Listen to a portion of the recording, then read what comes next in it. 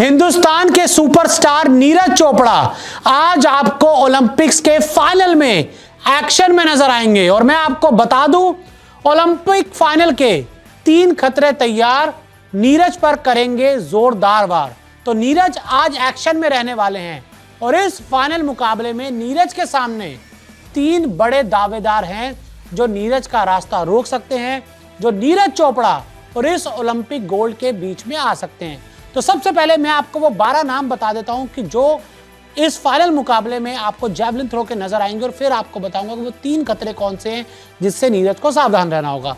तो देखिए, सबसे पहले सीक्वेंस वाइज बात करते हैं जो क्वालिफिकेशन राउंड में जिसका परफॉर्मेंस था। सबसे ऊपर नीरज चोपड़ा रहे, भारत के 89.34 मीटर इनका जो जैवलिन था वो थ्रो गया।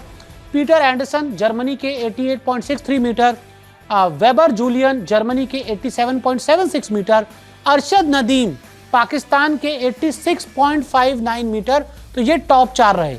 उसके बाद योगो जूलियस केन्या के 85.97 metre, da Silva Luis Brazil के 85.91 मीटर, वडल्ज जकूब चेक रिपब्लिक के 85.63 मीटर, केरानेन टोनी फिनलैंड के 85.27 metre, Mardare Andrian Republic of Moldova के 84.13 मीटर, हेरेंडर ओलिवर फिनलैंड के 83.81 मीटर और वालकोट केशोन त्रिनिदाद एंड टोबैगो के 83.02 मीटर और एतला टालो लासी फिनलैंड के 82.91 मीटर। तो ये आपको 12 एथलीट आज आपको नजर आएंगे जेवलिन थ्रो के इस फाइनल में। लेकिन नीरज चोपड़ा को खतरा 3 किस्से है जो नीरज की राह रोक सकते हैं। आई डोंट थिंक इनमें से कोई भी खतरा नहीं है, और ये इस जो और नीचे से 5, 6, 7, 8 है, ये भी नीरज के सामने कोई बड़ी चुनौती नहीं पेश कर सकते। लेकिन जो नीरज और गोल्ड के बीच आ सकते हैं उसमें सबसे ऊपर नाम आता है पीटर्स एंडरसन का, जो जर्मनी के हैं। इन्होंने क्वालिफिकेशन राउंड में जो थ्रो किया था वो 88.6 मीटर का रहा था, और इससे पहले अगर हम इनके रिकॉर्ड के बारे में बात करें तो इससे ज़्यादा बेहतर वो थ्रो कर चुके हैं और नीरज की राह में एक रोड़ा बन सकते हैं। तो नीरज को कोशिश करनी होगी कि पीटर्स एंडरसन से ज़्यादा थ्रो करें।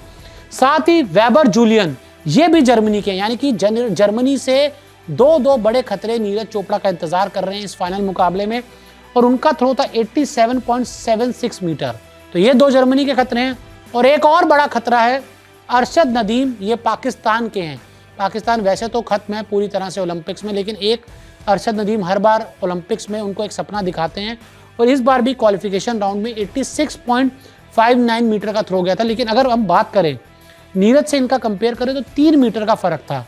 पहले और दूसरे के बीच में हम बात करें तो तकरीबन 0.60 मीटर का फर्क था, और यहाँ पर अगर हम बात करें तो 1.5 या 1.6 मीटर का फर्क था। तो ऐसे में ऊपर की जो रेस है वो बड़ी तगड़ी है। अरशद नदीम भी मैं ये कहूँगा कि इस दावेदारी में, मतलब उनकी जो दावेदारी काफ़ी ज़्यादा मजबूत है।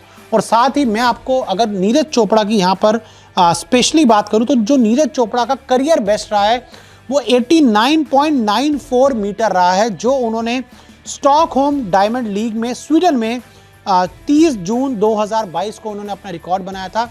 आज तक कभी भी नीरज चोपड़ा जो 90 मीटर का हडल है उसको पार नहीं कर पाए हैं।